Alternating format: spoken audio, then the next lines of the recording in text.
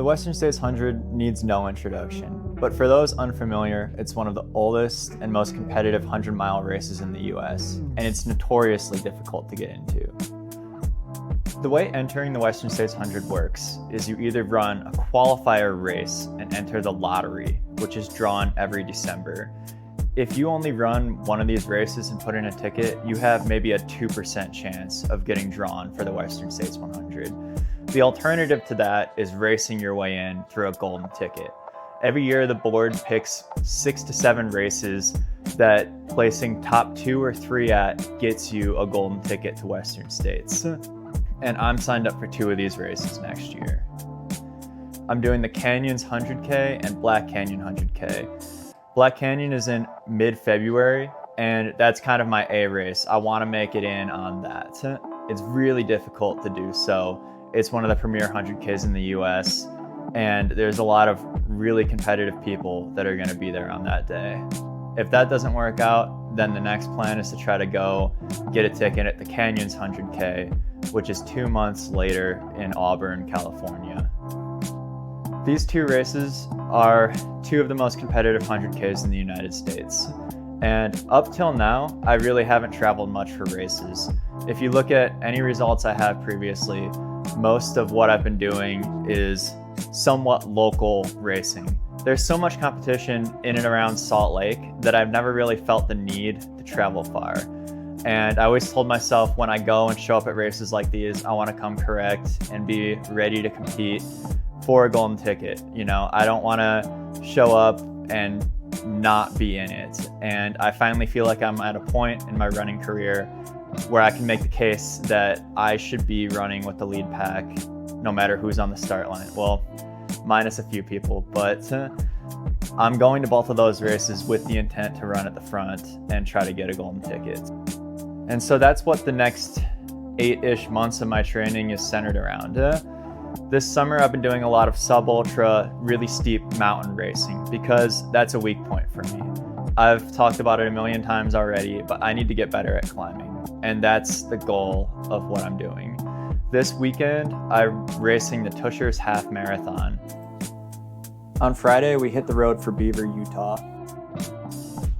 All right, it's the night before the Tushar's half marathon. We just made it to the hotel. I chose this race because it has a lot of climbing, about 4,000 feet, and that's really the goal of my training this summer, is to get better at the climbing. So that's why I'm down here. It's about 3 hours from Salt Lake, just having some pizza for dinner and getting ready. This isn't like an A race or anything. None of my races this summer are. I'm just trying to get a lot of experience racing in the mountains with a lot of vert. And I've been getting more and more comfortable with racing with everyone that I've done. I've been feeling less anxious, and they kind of just feel more like workouts or training runs, which is what I want every race to kind of feel like to a certain extent. I still get nervous and care a lot about how I race because that's just how I feel about the sport. I love it too much to not care about racing, but I feel like I'm getting better at handling the pre-race nerves and channeling it to run well rather than just stress myself out and throw up.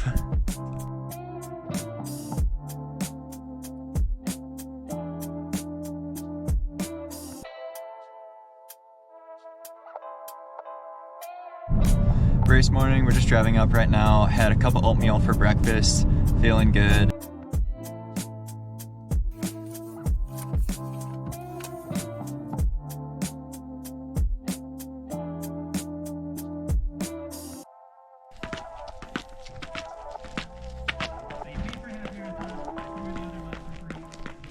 Three, two, one, go get 'em, enjoy. Give me a fist bump as a guaranteed PR. Have fun out there. Cheers. Enjoy your day. Let's go, Alex! Go, Nick! This is gonna be Yeah, Alex! marathon. And the new course started last year. Yeah! The course record was 2:21. It's gonna go down by quite a bit today. Woo!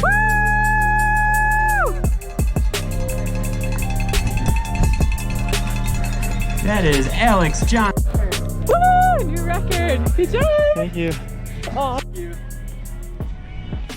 you feeling? feel really solid. Yeah, it was good. Nice. Aside from my ankle was jacked. Did you sprain it? I sprained it like 3 times. Like Oh no. the first time was like 2 miles in, and I was like limping for 200 meters, and then like, you know, like it gets better. Like I was like fine after that.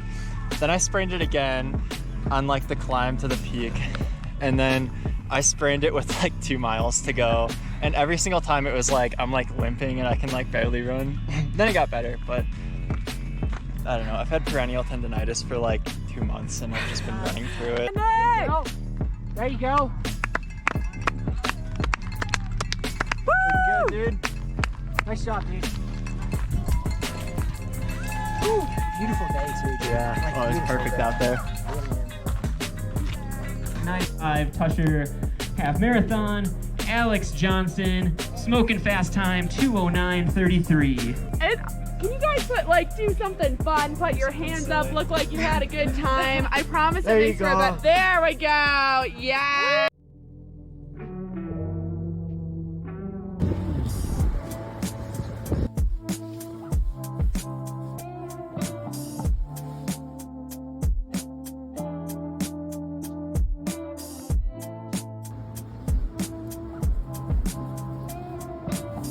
My next stepping stone after all of these sub-ultra mountain races is the Chicago Marathon in October.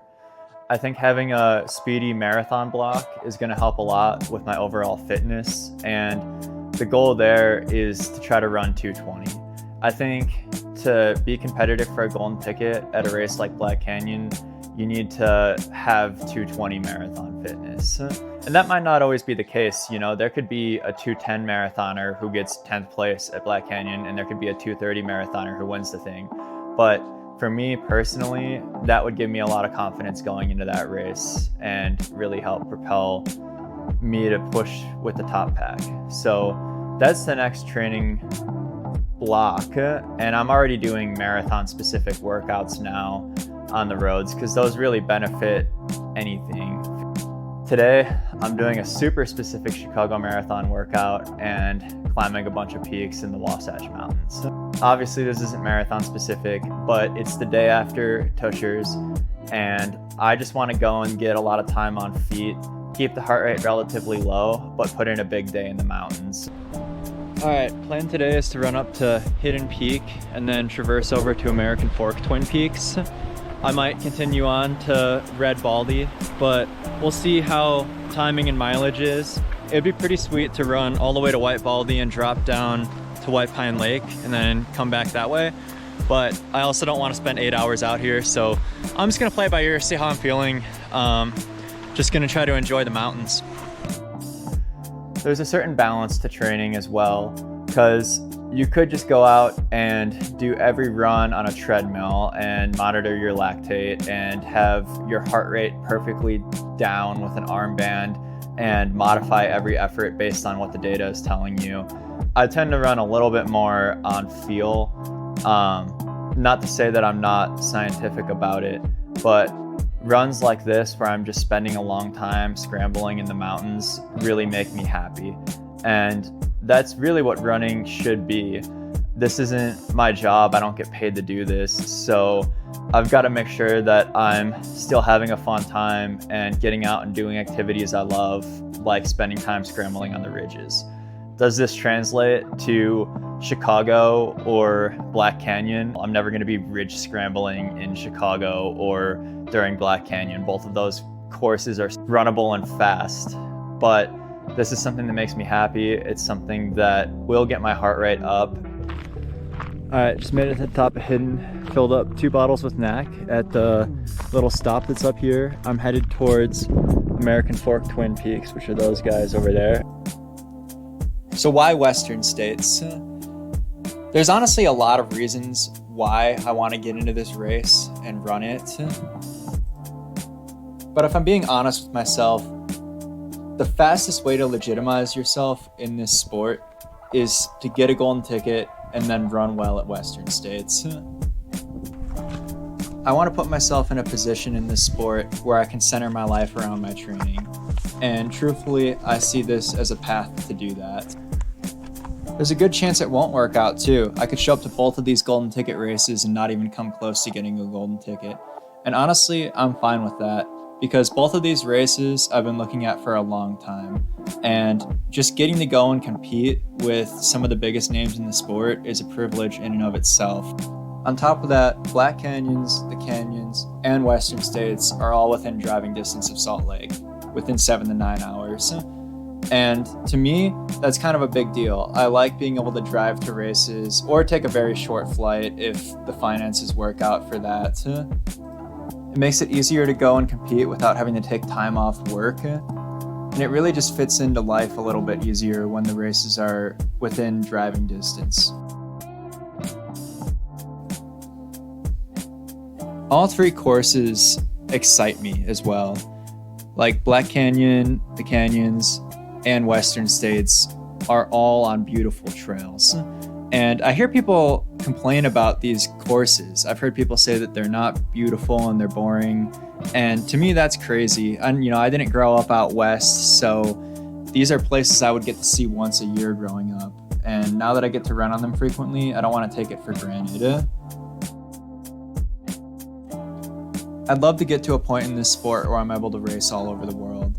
And performing well at these races would probably give me the opportunity to do so. It's definitely an investment to sign up for these races, pay for the entries, pay for the travel, pay for hotel rooms the night before each race. But it's very fulfilling to me, and getting to go compete at high-level events like this is something that makes my life feel like it has a greater meaning. Which is kind of silly if you think about it, because truthfully, it doesn't matter at all how I do in any of these in the grand scheme of things. But finding enjoyment in life is important, and this is something that I care about for one reason or another. So, for better or worse, those are my reasons for wanting to get into Western States. All right, I'm off the ridge from American Fork, Twin Peaks. Ended up deciding that I'm not going to continue the ridge today. My ankle was just getting worse and worse. It's like it keeps twisting on the tiniest little rocks for no reason. Well, I guess for good reason, because I have a really weak perennial tendon right now in my left foot. So I decided not to push it. Happy I got the peaks. I'm just gonna head back. I'm gonna test it slightly on the downhill, and if it's feeling rough, then there's no need for me to run down Snowbird. I'm just gonna take the tram. But if it feels good, then I'll jog back to the car. Gonna kind of play it by ear once I get there.